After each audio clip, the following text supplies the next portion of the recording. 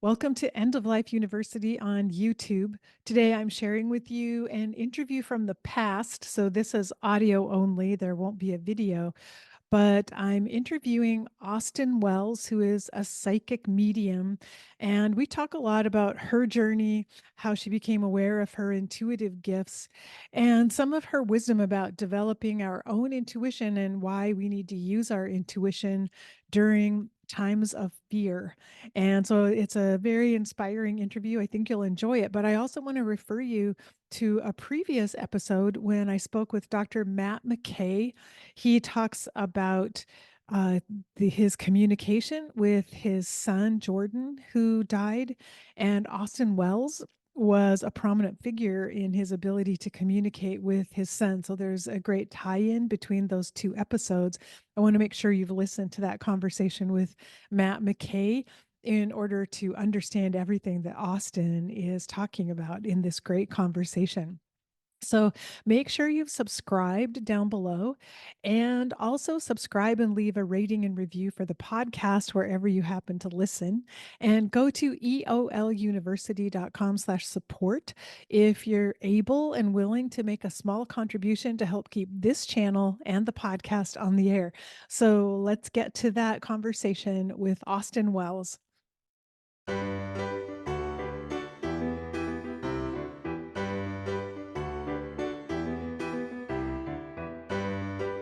Today, I'm talking with Austyn Wells, and I'm really excited to tell you more about her and let you learn about her work. Austyn is a spiritual medium and soul gardener who empowers individuals to create soul-centered lives. She combines her mediumship with grief counseling, shamanism, sacred ceremony, and energy medicine. She has created the Sacred Self Expo for personal empowerment, as well as Inside the Medium, an intimate look at working mediums and celebrating their contributions. Her Divine Spark cards help developing psychics and mediums expand their conversations with their clients and the spirit world. She has hosted her own show on Infinite Quest, a spiritual website focused on personal evolution, and has been a guest teacher and medium at numerous conferences. And you can learn more about her work at her website, austynwells.com, and Austyn is spelled Austyn. So Austyn, thank you for joining me today. You are so welcome, Karen. Thank you so much for having me. Well, I've just been excited. I got to speak with you last year during the summit and at the Afterlife Conference, and I'm excited to have another conversation with you today. Oh, thank you. And also thank you for the work that you do.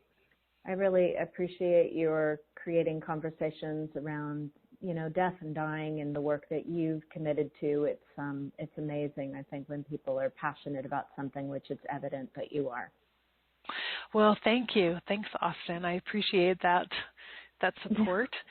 Well, maybe, I know we talked about this in last year's interview, but would you mind telling us a little bit more about your own story, how you discovered your skills as a medium, and how you started doing the work you're doing today? Absolutely. I have been blessed to be aware of the spirit world since I was a child. I have a standout story in my mind of when it really became evident to me that we are spiritually supported. I was part of a fashion show that my mom wanted me to be in, and at that point I wasn't really very comfortable being in front of people. I was a little shy, and I was very worried about the fashion show and whether or not I would trip or make a mistake. And I woke up in the middle of the night before the day of the fashion show, just terrified something would go wrong. And I remember I prayed. I literally just went into myself and just asked for help. And all of a sudden, the walls in my room started morphing, and all these people filled my room. And I could see through them, but they were solid to me. And I wasn't scared at all. And this one woman came to the side of my bed, and without speaking, she was just communicating soul to soul. She made me aware that she was there to help me, and I just conveyed my feelings of feeling scared, and all of a sudden my room became the runway of the next day of the fashion show. And I watched the whole thing happen. And I watched what was going to transpire hours ahead of time. And I saw that although I was nervous, that I was going to be fine.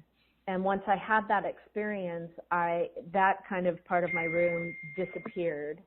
And then I just became back aware of the room I was in and this lovely lady standing next to me.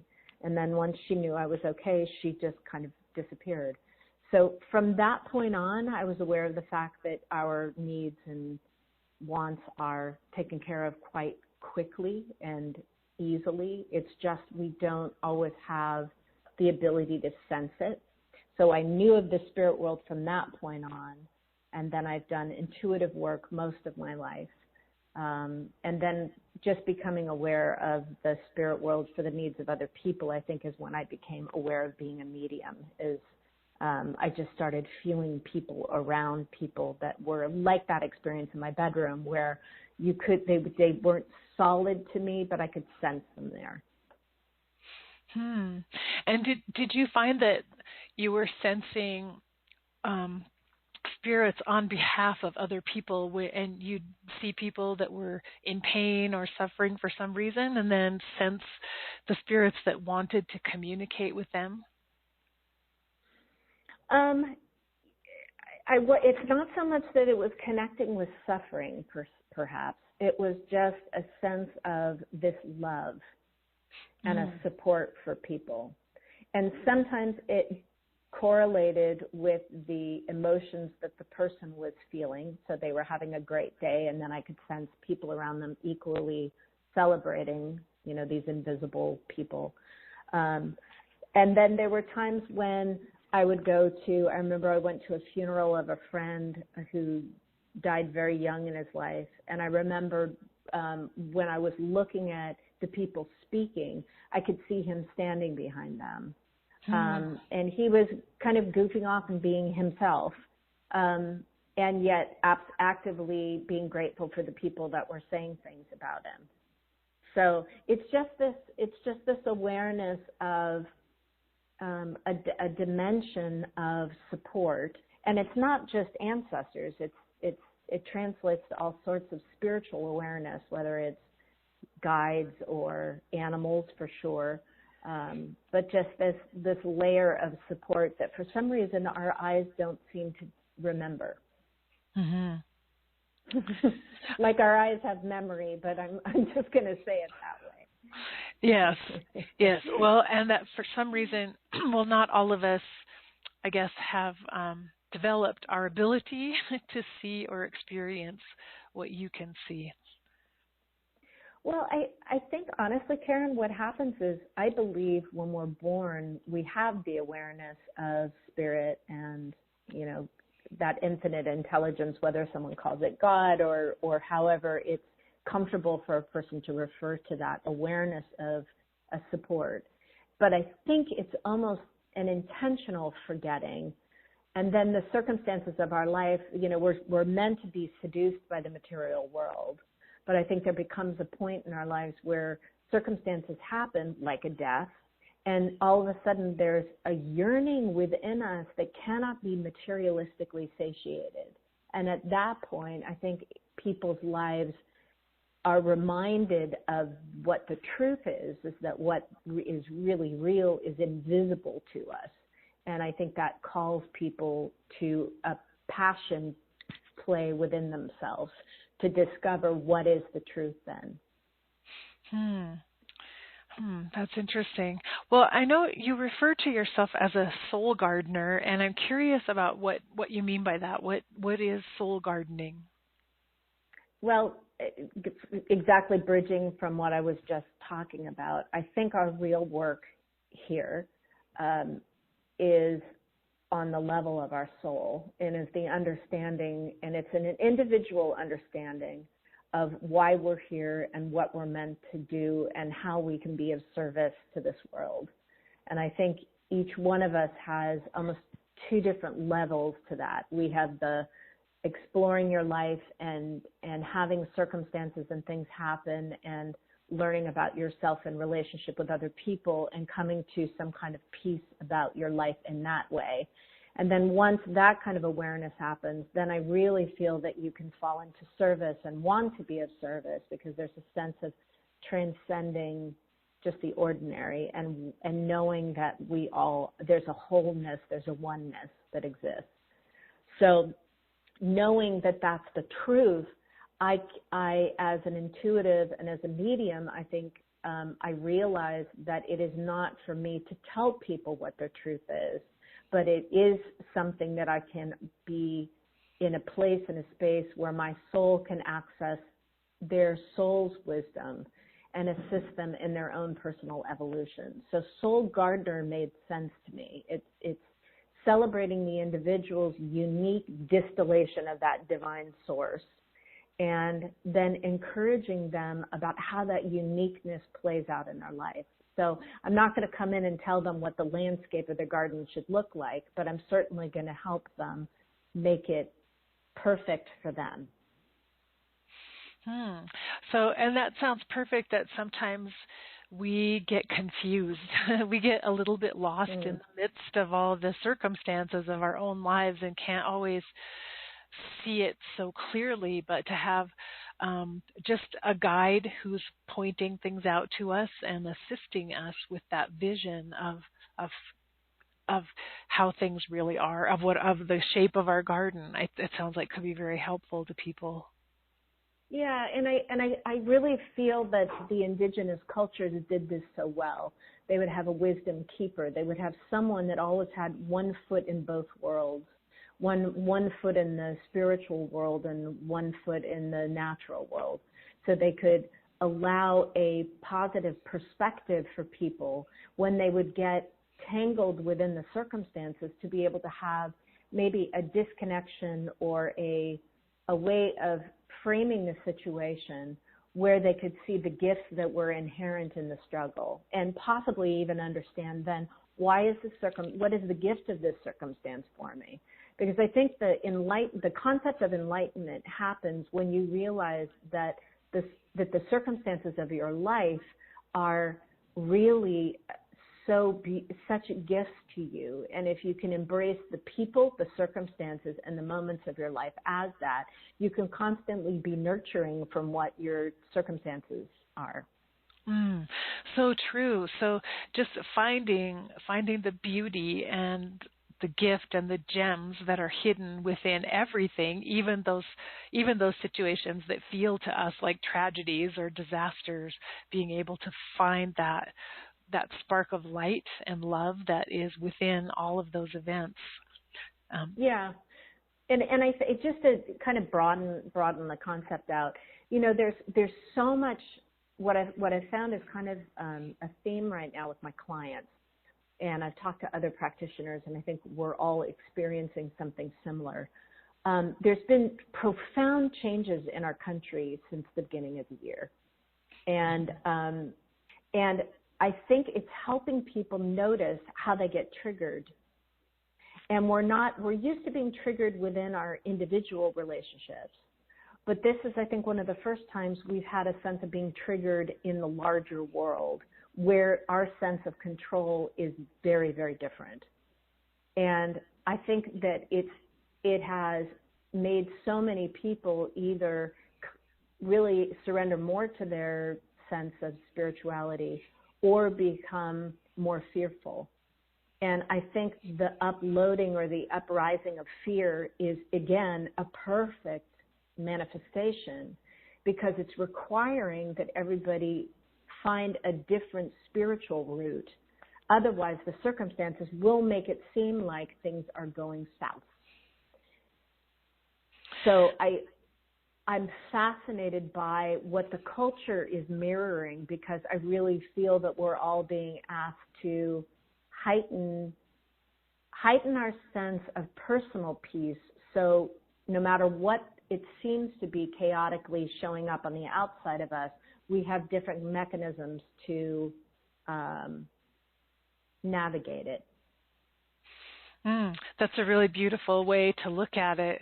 And I think it's interesting the fact that this shift has happened so suddenly. It's kind of taken us by surprise, Yes. but we really can see that at least when I look around me, I just see things changing. I see people becoming more aware and paying attention and caring about others Mm-hmm. in a way that they were may have been a little bit asleep in the past, and now they're awake. I completely agree with you. I was thinking about it last fall, and I think I wrote about it in one of the blogs or newsletters that I said at the beginning of the year. Is I said, it's almost as if we've been sleeping for a while, but heck, we're all awake now. Like everybody's wide awake, and it's great because I think there are moments in our lives where we sleepwalk a little bit. And then there are other moments when at an event, being in Los Angeles, I remember when the riots happened. And although it was the weirdest, I was actually working in, I think, New York at the time when it happened. So when I came back to LA, I had witnessed what was happening from afar, but came back to sense the shift days after it happened. And I noticed that there was like two different camps. One camp was absolutely terrified to go outside. I don't know who I can trust. Everything feels foreign. And then this other camp was, let's get everybody together. Let's bring this unity. And it is really interesting how we either will respond in complete juxtaposition with each other, one way or the other. We either give in to the circumstances and think, oh God, this is really bad. Or we think, nope, this is going to make it better, and let's come together and let's work together. And the same thing's happening right now. So there's great blessings that come out of chaos. But again, chaos is, for the most part, chaos happens outside of us.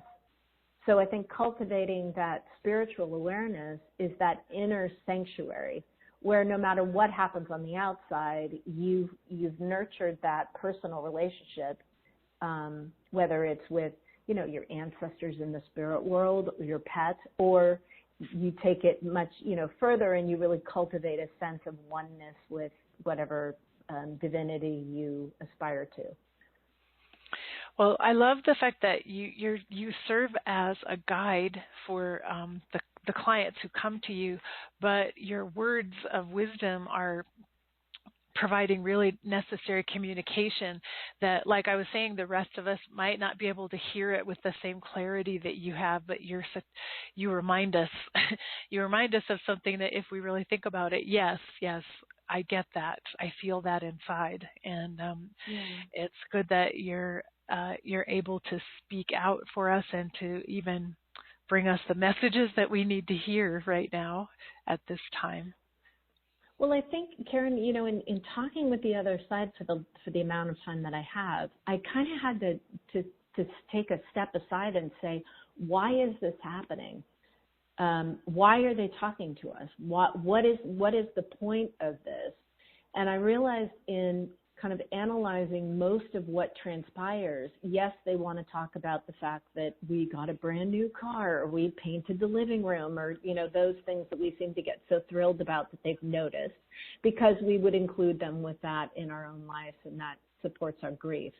But the larger conversation is they always seem to have awareness of where we can continue in our evolution, and equally where they misstepped in theirs.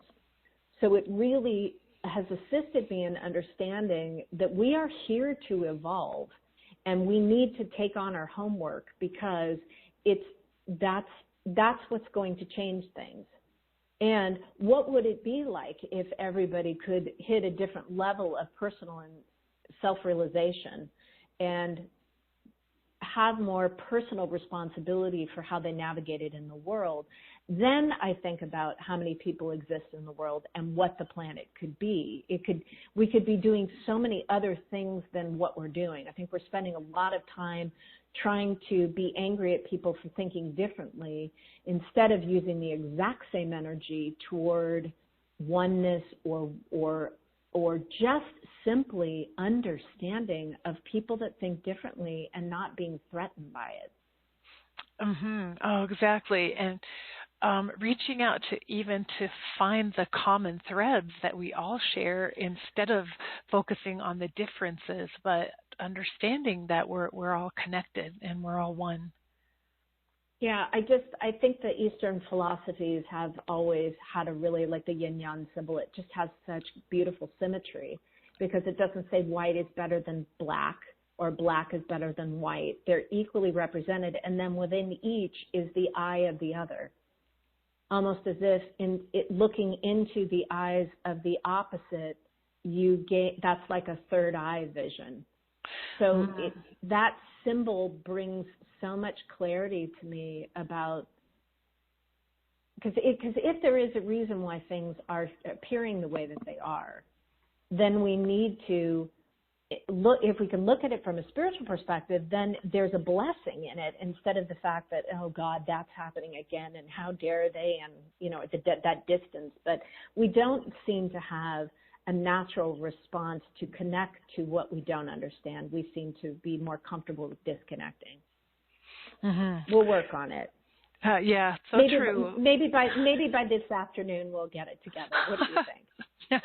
Maybe. Well, I mean, it's a huge opportunity, as you've said, for each of us to look within ourselves and discover where we need to grow. And I love that you use the term homework. We need to be paying attention now. We're not getting a free pass through school anymore. We've got to do the work. Well, I hope we can do the work, because clearly there are plenty of souls that exit the planet without having done their homework or having done, you know, maybe they got a C. But I just think that, you know, when you spend enough time listening to these people talking and comforting those that are still here, there's tremendous empathy for the fact that we're doing what we're doing, because it's almost as if they're like, yeah, that's kind of tough what you guys are doing. Like that personal individualization, that personal distilling of God and you being that little version of that. Yeah, good luck with that. But there's also this huge amount of support and love in the potential of it. And there's the judgment of how well we do really we're personally responsible for. So it's not as if we're going to get, you know, hit by lightning if we do something wrong, but it does affect other people. So I think there just comes a point in your life where you have to say, you know, maybe I could be more responsible. Maybe forgiveness is a paradigm that not only feels good for me to feel, but actually might help the individual as well. Mm-hmm. Like and this is a real quick thing, but I had this really funky circumstance happen yesterday in the market.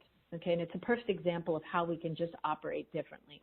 I had been to a spiritualist church in the morning that I'd long had wanted to go to. The service was really lovely. I was in this really amazing place. I was walking in a natural foods market. So you think everything's like lined up.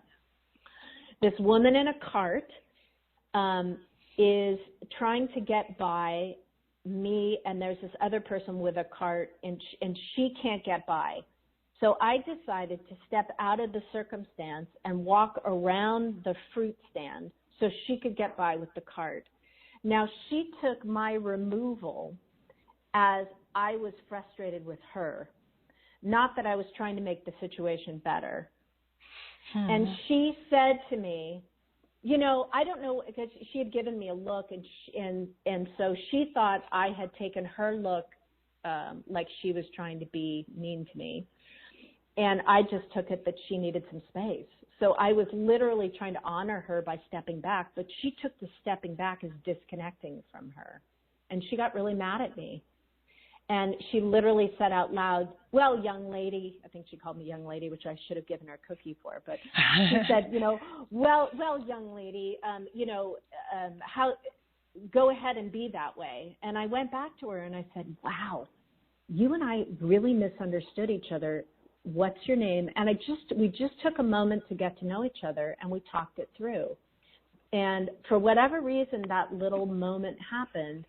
If I had walked away from it, that would have affected me for a while, and that would have affected her for a while. And I think we all do that. And I'm not trying to say I'm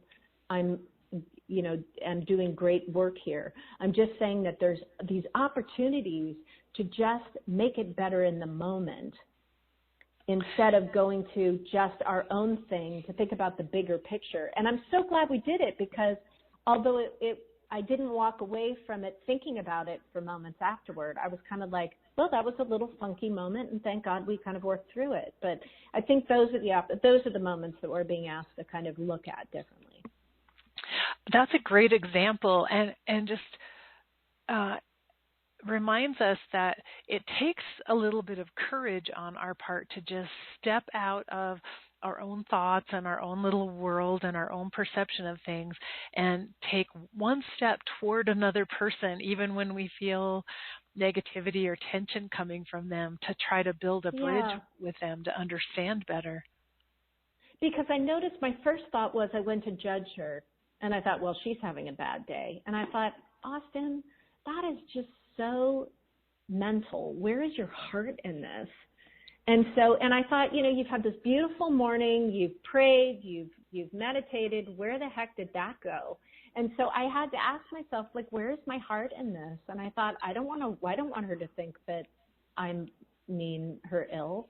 So I think it's a reminder that our heart should be leading, not our head. And I think what happens when we're around chaotic circumstances is we tend to pop into our mind more, because it doesn't feel so safe. And I think just that awareness of where is my intention coming from? Is it coming from my mind, or is it coming from my heart?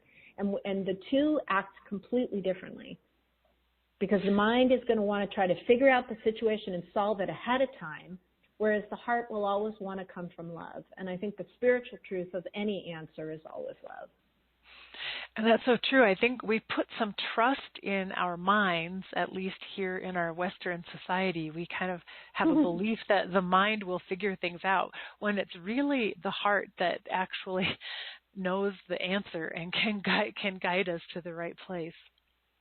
Yeah, and the heart's always connected to spirit.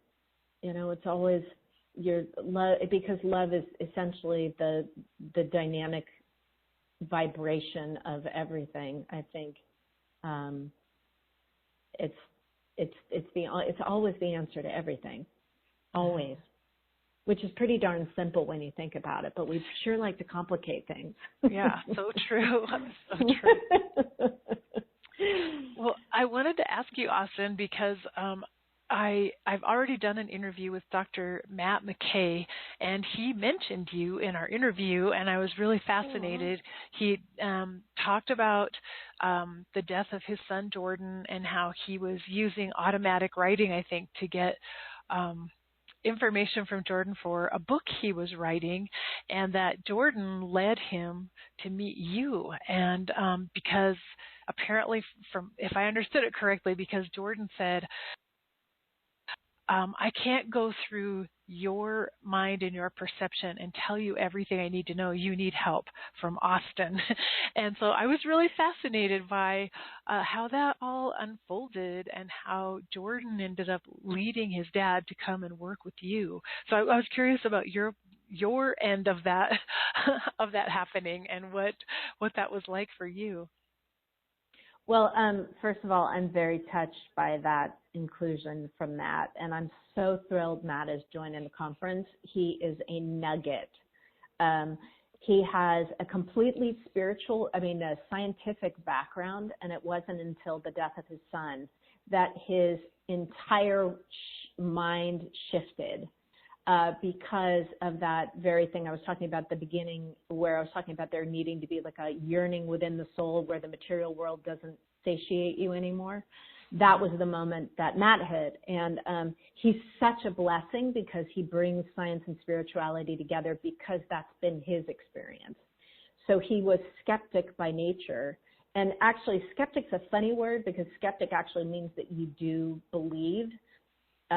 So I think sometimes people use that word incorrectly, but I think he's a great person to go to for people that are questioning the whole thing. So what ended up happening was I was part of the conference, and a colleague of Matt's signed up for a reading with me. And we decided to have the reading before the conference because they live near where my mom lives.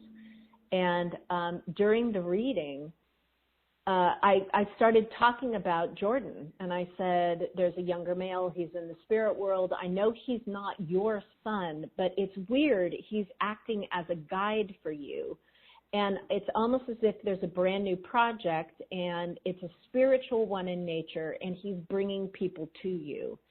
And then I believe what ended up happening was I kept getting messages from Jordan after the session. And I emailed the gal, and I think I said it in an email if I didn't say it in the session. And I just said, and by the way, he wants to talk about his dad's book and tell him that he's doing a really good job with it, and it won't be the only one they'll do together. So then she went back, and apparently the whole reason she wanted us sitting with me was to see if Jordan would make an appearance, if Jordan would, because Jordan was so much a part of her connection with Matt and Matt's experience, because at that point Matt was journaling and doing all sorts of work. And then Jordan just started showing up. Then Matt wrote the book, Seeking Jordan.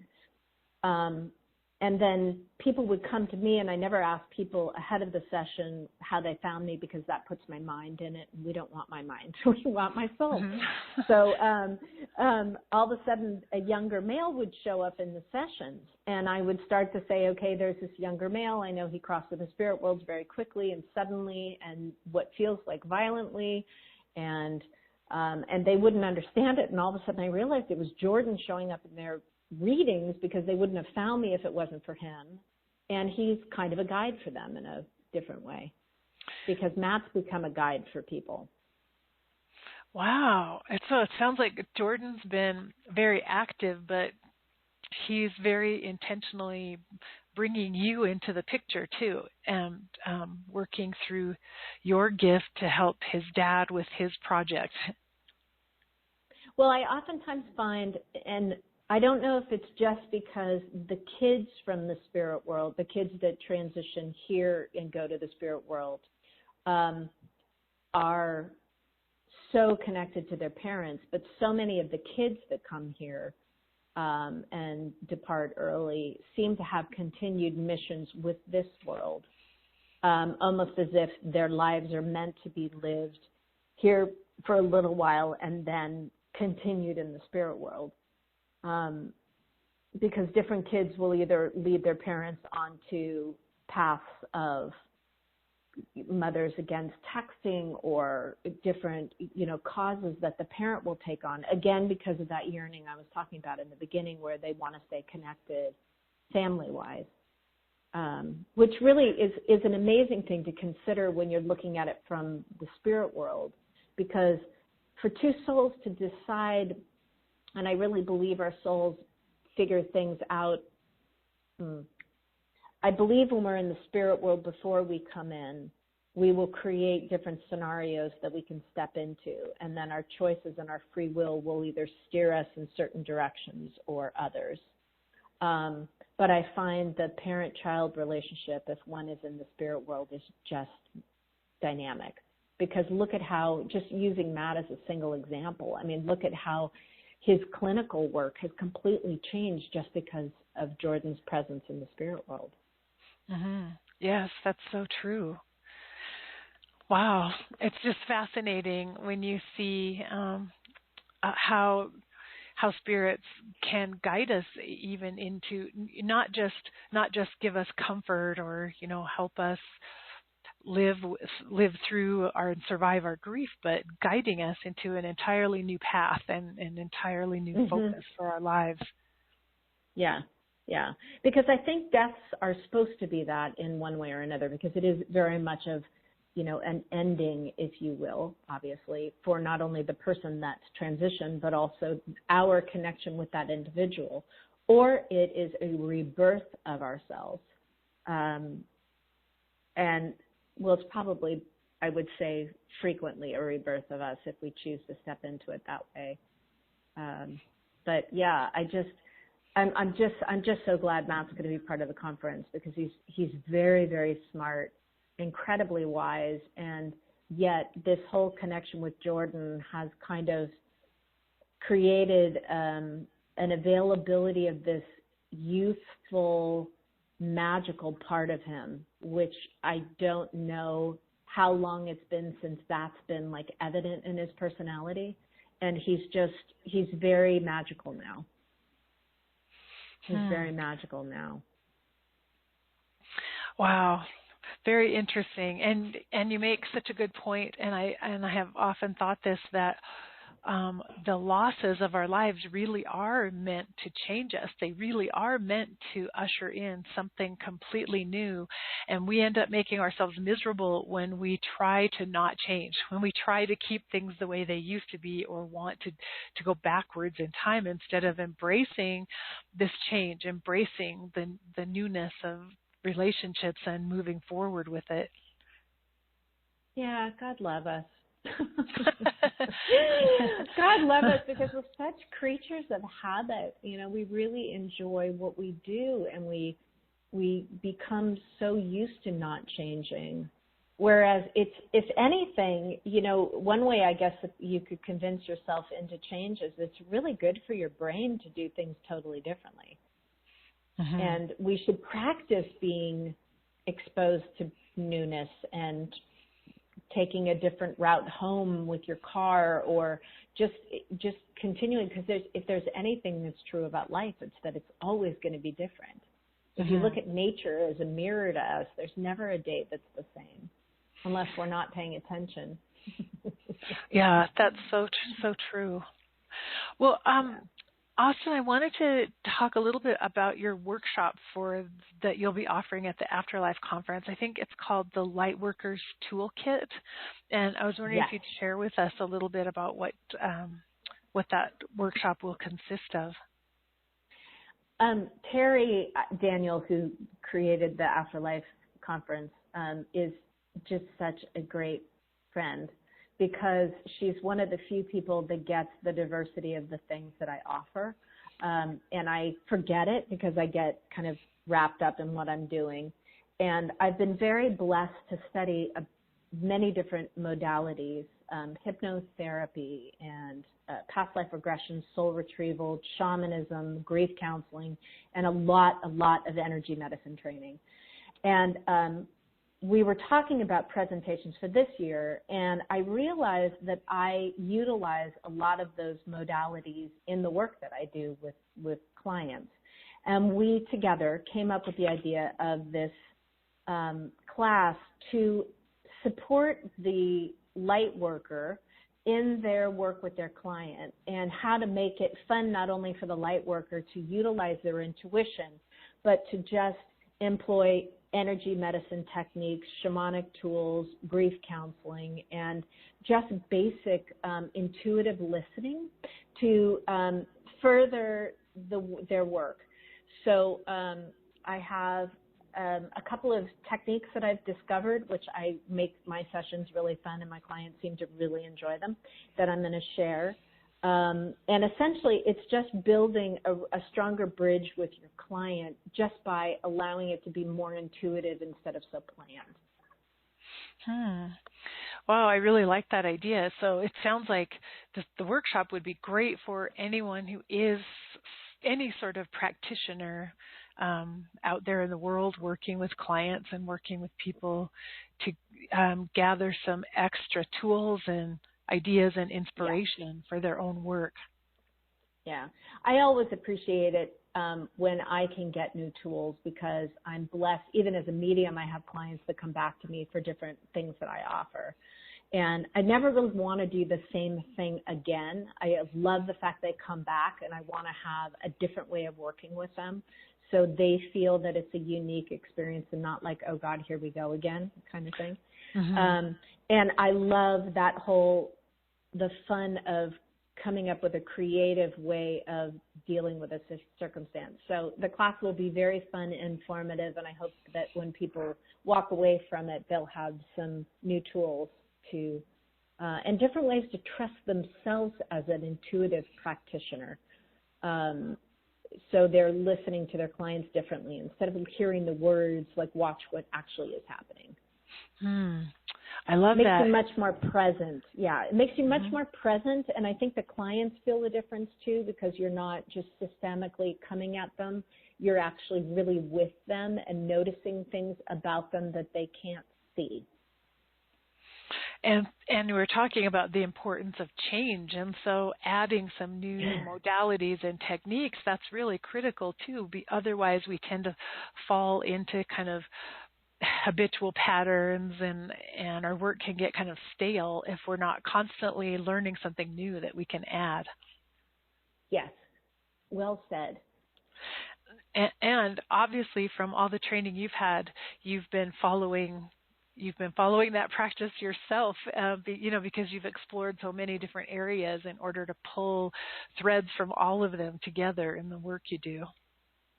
Well, and one of the blessings of doing the mediumship and the intuitive work is and even demonstrating in front of large crowds, it's the weirdest profession because I can't prepare ahead of time. I have a 2-hour segment. I'm going to be standing in front of people on a platform, and I have no idea what's going to transpire. And that kind of trust in the spirit world, or just trust on a soul level that I'm going to be okay and I'm not going to die, of whatever is going to happen or not happen, has given me more confidence, I think, as a practitioner, because within our sessions, there oftentimes is a moment where you're not sure what the next moment is, and that needs to be seen as a brilliant opportunity to free fall into your trust instead of panic and try and put a Band-Aid on it. Because I think if you can stay with the client and not necessarily know what the next moment is, but just trust the fact that your instincts will lead you in the right direction, there can be some absolutely magical things that can happen. And I think those suspended moments happen because the spirit world's trying to help us trust them more. Because when we don't know, we kind of either will force a knowledge of something, or we can then take that moment, take a breath, and listen differently. And I think listening differently is really what's being asked for. That's such a good point. And it reminds me, just recently I got invited to teach a class at the university level, but it was a very last minute invitation, and I was told that I had to prepare a syllabus in 2 weeks in order for the class to go through. And at the time, I was dealing with this kind of viral illness, feeling tired and achy.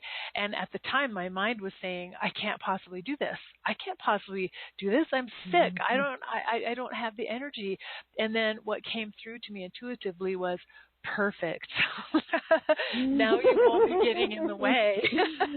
It's great that you're sick and you're tired. Just go ahead and go ahead and worry about that, because now your mind won't be getting in the way, and we can actually create this without you bothering us. so sometimes you're right that sometimes it's that we have to get out of our own way. And absolutely. So what was surprising to you about what you came up with that you may not have come up with if you were in your quote unquote right mind?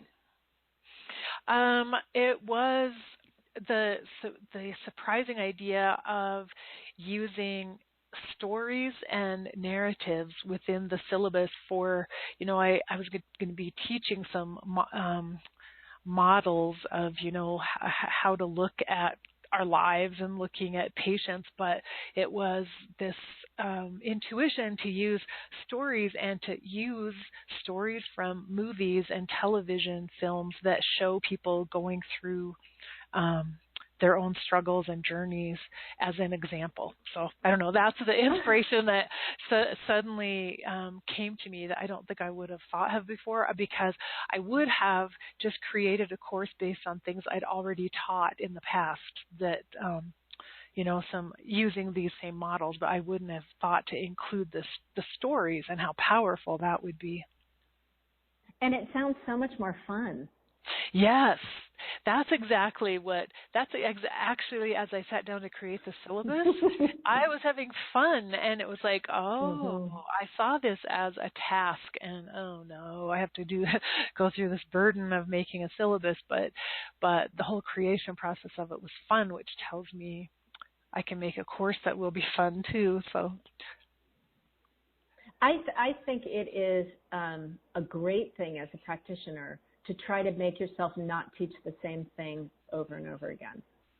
I try to do that. Like when I'm teaching mediumship classes, one of the things that I've really enjoyed is I try not to do the same thing twice.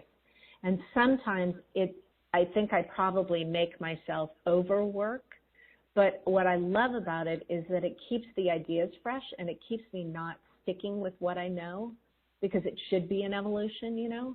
And that idea sounds so much fun, Karen. Like, I wish I was in your class. That sounds like happening. Yeah. Yeah. Well, now I have to trust that I can execute it, but now I realize the secret formula is I just have to get myself out of the way, because it isn't going to come from my mind creating it as much as me just being open for it to come through me. So yeah. So what a lovely flash of insight, right? Yeah, exactly. And just as you said, I mean, you have to stand up there not knowing exactly how this will turn out or what's going to come your way, and be willing to have trust.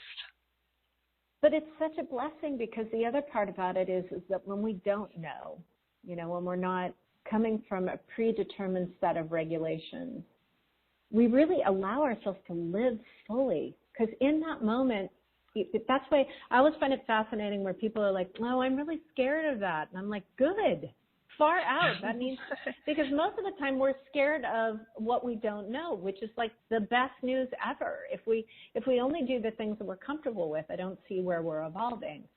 And it is uncomfortable, but that's good. I think being too comfortable is just not the ticket. Not the ticket.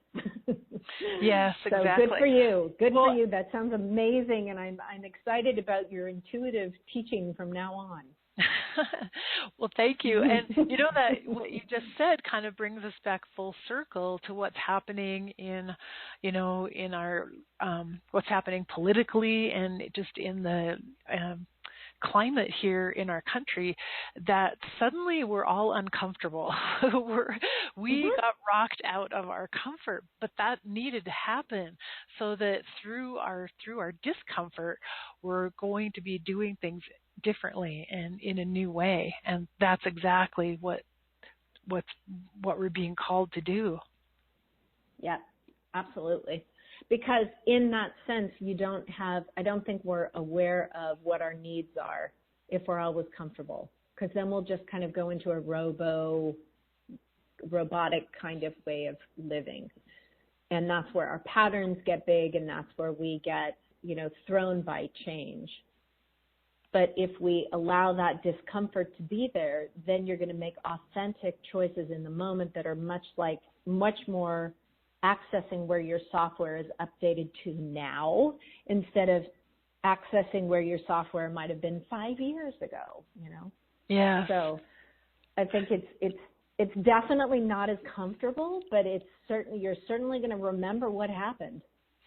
That's true. And the more we experience going through changes, the more comfortable we can become, or the less fearful, at least over time, of recognizing, oh, okay, it's more change, but I've done this, I've changed before, and it's been okay. And so it seems like we can begin to embrace it more and more.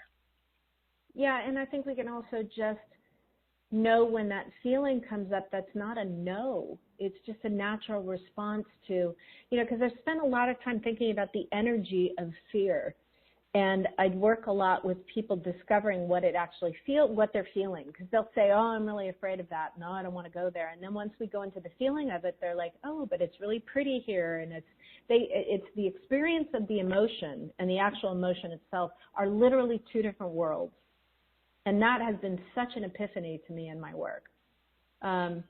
So I think the awareness of the fact that we're feeling fear, I think what fear is the sensing of what we're becoming. And it feels bigger than we are because the vibration is higher. So we automatically repel from it because we forget that we are bigger, we're grander than we suppose.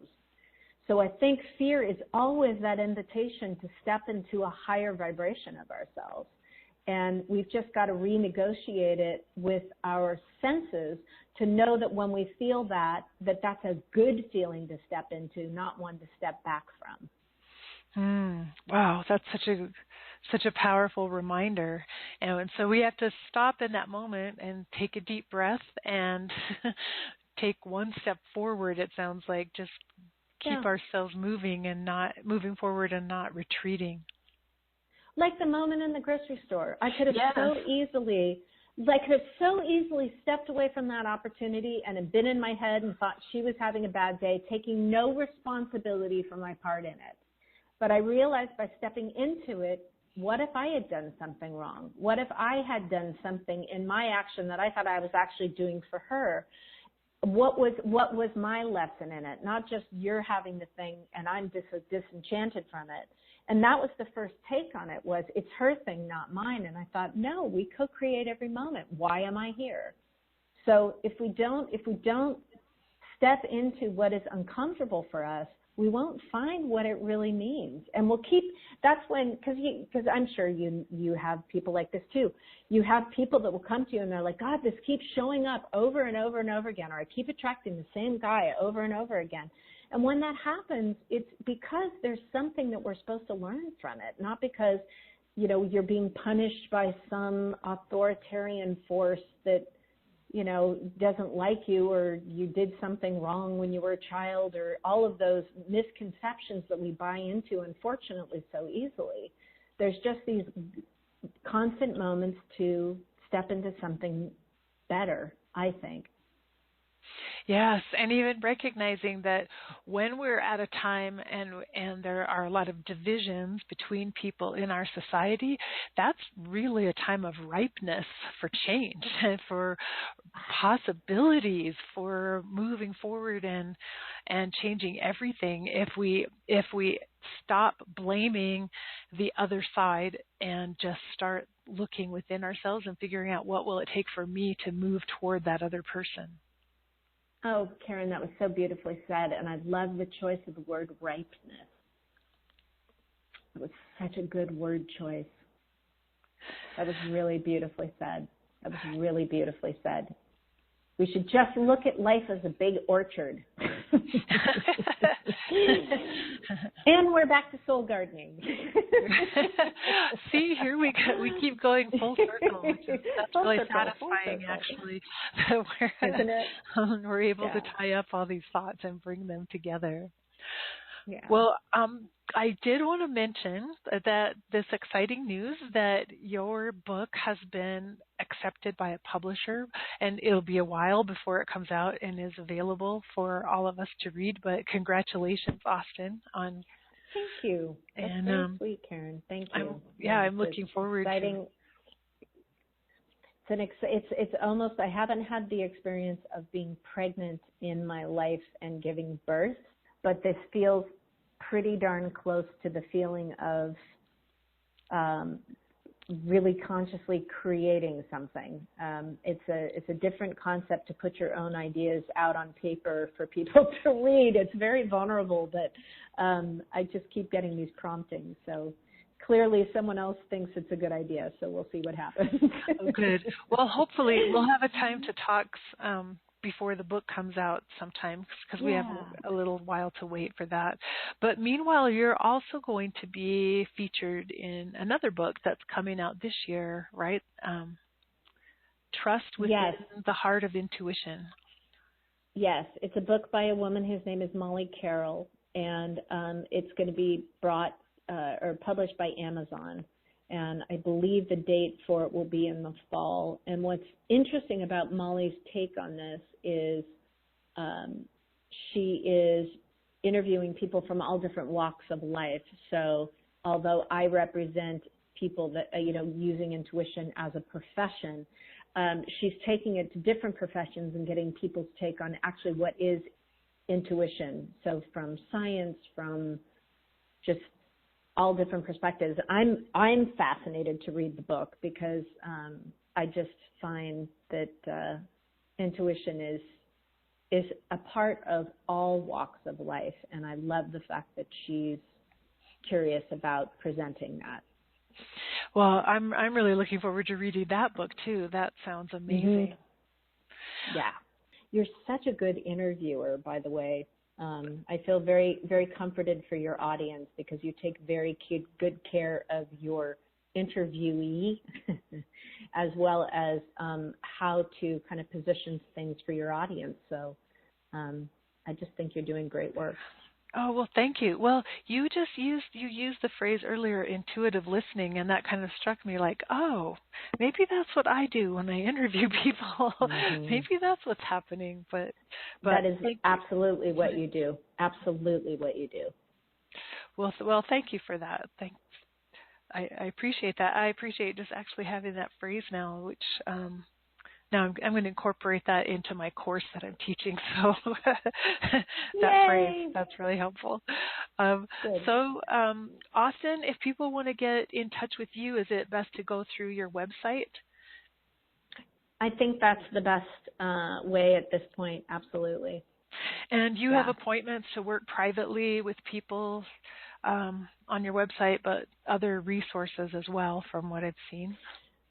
Yes, I'm fortunate to teach quite a bit. I love teaching. So I work with mediums, I work with intuitives, and then the soul gardening part of my work also helps people just experience life from a sacred standpoint. I get somewhat, since my work is rather intuitive, I will get hits on classes that are worthwhile to help people kind of vision things differently. So my classes are there, and I'm also going to be part of a spiritual retreat in Virginia Beach at the ARE, which is the Edgar Cayce Association, in June as well, which I'm very excited about, June 3rd through the 11th. So I'm flying right from the conference to Virginia Beach afterward for that, and that's going to be really fun too. And that information's on my site as well. So, all right. And so that's austynwells.com, and Austyn is spelled with a Y, Austyn, Austyn Wells. So I'd encourage you, if you're listening, to also visit Austyn's website and learn more about her work. And Austyn, I just want to thank you so much for taking time out to talk with me today. Oh, Karen, you're so welcome, and thank you so much for offering what you do for people, and again, for intuitively listening. You do it really well. Oh, thank you. Well, it's my pleasure. I'm the one, I just get to sit here and bask in all of this wisdom and knowledge from the people I talk to. So, so I really benefit from every moment of it. So, so thank you, Austyn, for being here, and thanks to our listeners. And for now, we'll say goodbye. I hope you enjoyed my conversation with Austyn. I always find it inspiring to talk with her.